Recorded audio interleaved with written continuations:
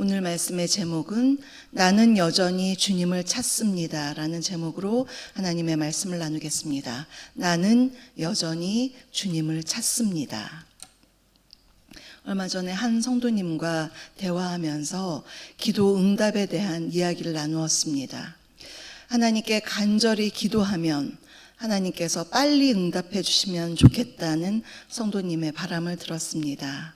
마치 수학에서 딱 답이 떨어져 나오듯이, 그렇게 얼른 나오듯이 기도도 뭔가 확실하게 제각 응답되면 얼마나 좋을까, 이러한 바람을 들었습니다. 이것은 그 성도님만이 아니라 우리 모두의 바람이기도 하지요. 때로 하나님이 이렇게 기도하면 빨리 응답을 해 주시기도 합니다. 그런데 대부분의 경우 좀 더 인내해야 하는 경우가 참 많습니다. 아브라함은 이삭에 대한 약속을 받은 지 무려 25년을 기다린 후에 이삭을 낳았습니다. 응답치고는 참 오랜 시간이 걸렸죠. 간절한 기도를 이렇게 오랫동안 기도하다 보면 기도에 지칠 때도 있고요. 응답이 느린 것을 넘어서서 아예 하나님께서 침묵하고 계시나, 나를 외면하고 계시나, 그러한 느낌이 들 때는 그야말로 답답한 심정이 됩니다. 시편 88편은 시편 중에서도 가장 암울하고 절망적인 시편입니다. 답답한 마음을 그야말로 보여주는 그런 시편입니다. 표제를 보면 해만의 시라고 되어 있는데요. 해만은 고아 자손을 대표하는 찬양 인도자로서 다윗에 의해서 임명된 사람이었습니다. 그가 노래한 이 시편은 죽음 직전에 있거나 죽음과 같은 고통 가운데에서 하나님 앞에 부르짖는 탄원의 시입니다. 대개 하나님께 드리는 탄원시의 경우에 처음에는 슬픔과 고통을 하나님께 호소하다가 갑자기 분위기가 반전되면서 하나님을 찬양하거나 하나님을 의지하는 내용으로 끝나는 경우가 많습니다. 그런데 시편 88편은 끝까지, 마지막 절까지 절망과 고난으로 가득 차 있고, 그야말로 시인이 죽을 지경인 그러한 심정을 아주 끝까지 담아내고 있습니다. 시가 너무나 암담하고 어두워서 도대체 이런 시가 성경에 왜 들어갔을까 할 정도로 그러한 생각이 들기까지 하는 시입니다. 그런데 우리가 살아가면서 때로 이런 고통의 시간을 맞이할 때가 있지 않은가요? 이 시편의 시인이 어떤 상황인지 우리가 알 수는 없지만 이 시편의 그 고백처럼 바로 그런 깊은 고통의 심연 속에 있는 그런 우리의 인생을 마주하게 됩니다. 그래서 이 시편은 여러 가지 고난 가운데 있는 우리 누구나의 인생의 고백이자 동시에 그들에게 주시는 하나님의 말씀인 것입니다. 이 시편에서 우리는 고난의 현실 속에서도 여전히 하나님을 찾는 시인을 통해서 우리가 그의 하나님을 바라는 그러한 자세를 배울 수가 있고요. 또한 그의 고백을 통해서 인간의 고난을 외면하지 않으시는 하나님, 침묵 속에서도 우리를 여전히 기억하시는 하나님을 만나게 됩니다.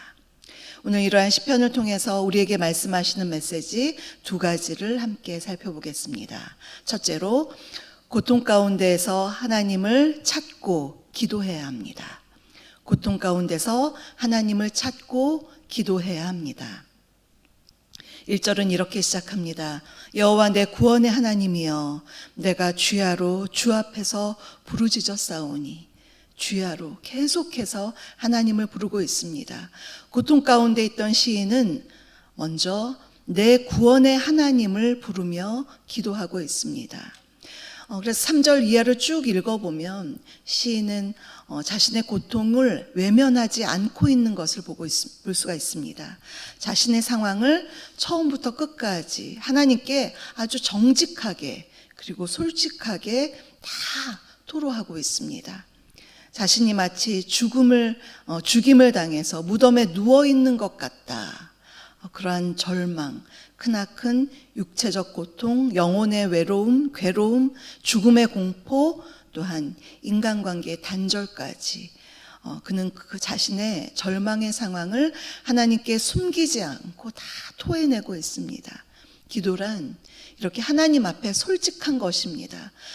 기도마저도 하나님께 내가 잘 보이려고 뭔가 숨기고 외식하는 것이 아니라 기도는 하나님 앞에 나의 모든 것을 가감없이 드러내는 것이죠. 그런데 지금 그가 하나님을 찾는다는 것, 그가 하나님을 내 구원의 하나님으로 부르고 있다는 것은 절망적인 상황에서 하나님이 나를 구하실 수 있다는 믿음을 우리가 엿볼 수가 있는 것입니다. 6절과 같은 깊은 웅덩이에 빠져 있다 하더라도 하나님께서 나를 끄집어서 구하실 수 있다고 믿기 때문에 그는 여전히 하나님을 바라보면서 하나님을 찾고 있습니다. 이 시에서 특이한 것은 이유를 알 수 없지만 시인이 지금 당하고 있는 모든 고통은 하나님께서 허락하신 것이라고 그가 고백하고 있습니다. 6절 이하를 쭉 보면요, 주께서라는, 아니면 주님은, 이렇게 주님께서 이 고난을 나에게 주셨습니다라는 고백이 계속해서 나옵니다. 6절을 보시면 주께서 나를 가장 깊은 웅덩이와 어둡고 음침한 곳에 두셨습니다.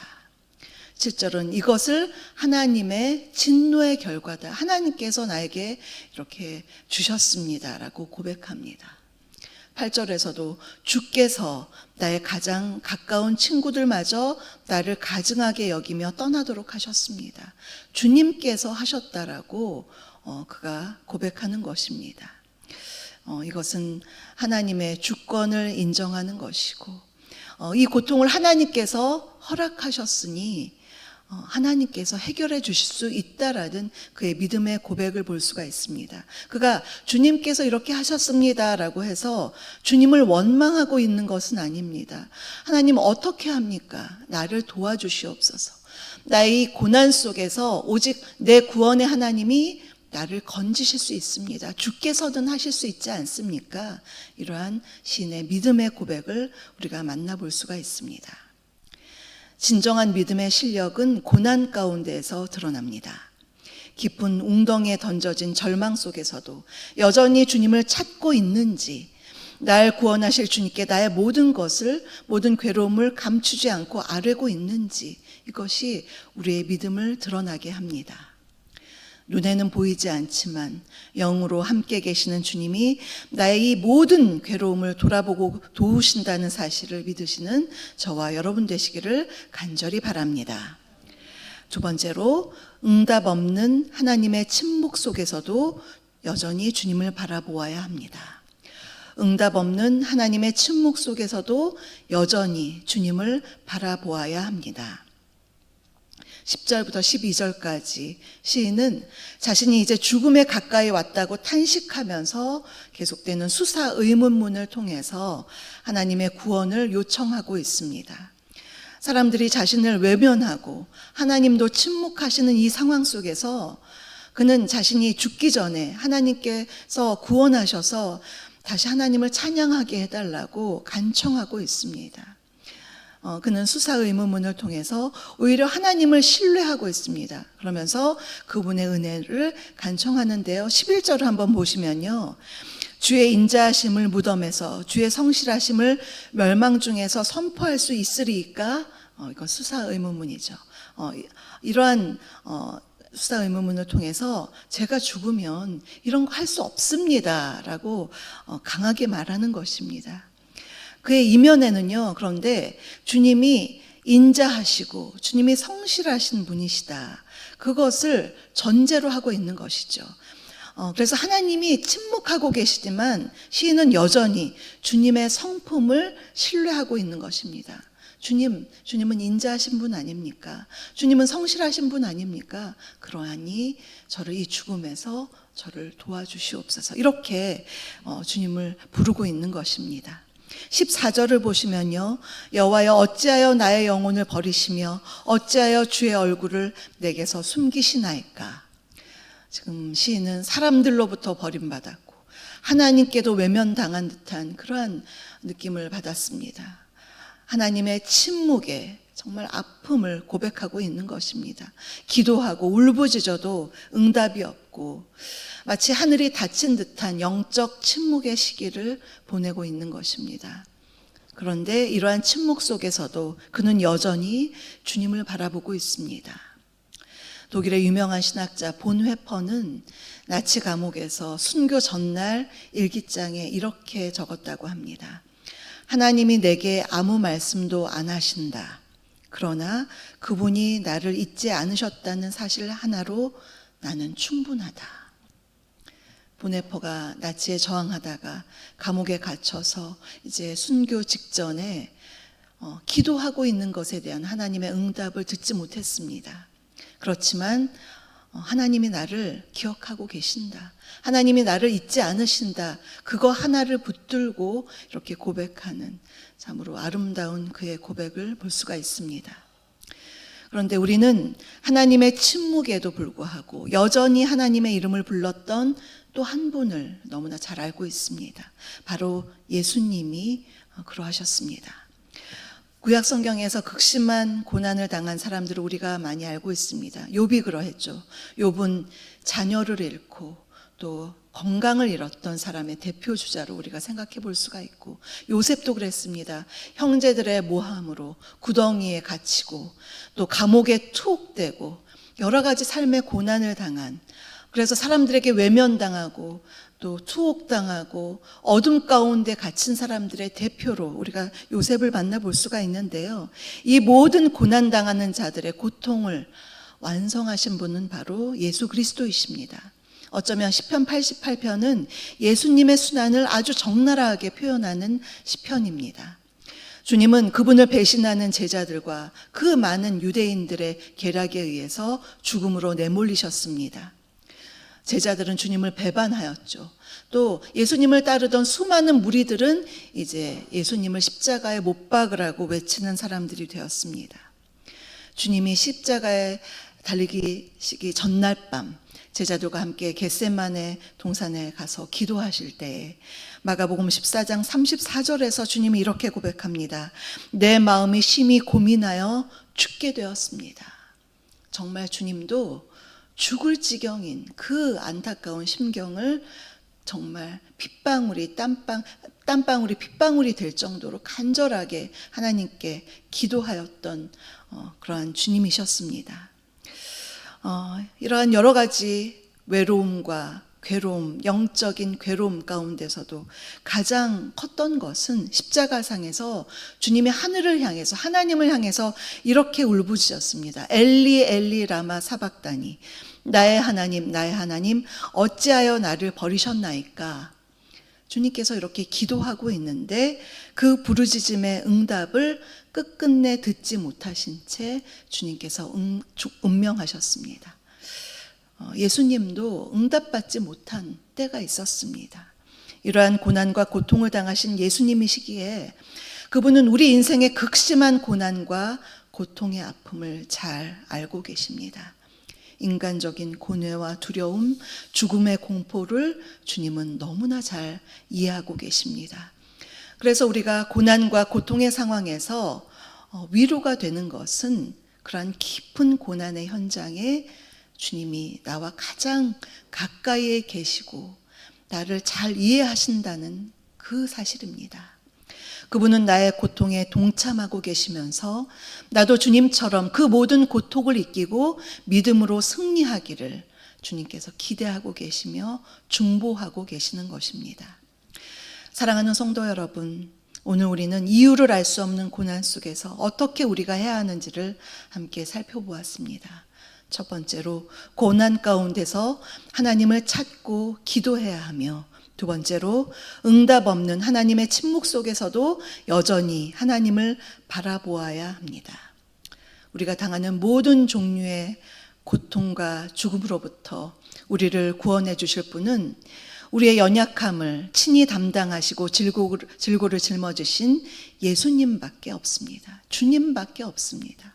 그러하기에 나의 모든 재난의 자리, 절망의 자리에서도 여전히 주님의 이름을 부르며 우리의 기도에 귀 기울이실 주님을 기대하면서 오늘 이 아침에도 여전히 주님을 찾고 부르시는 저와 여러분 우리 모두가 되시기를 주님의 이름으로 축복합니다.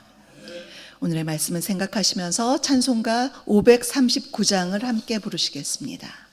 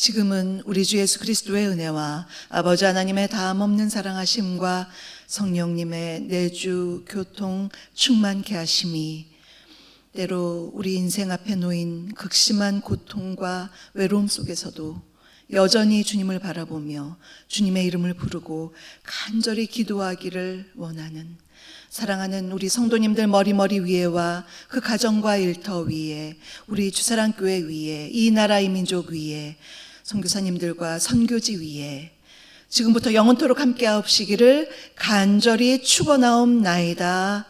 아멘.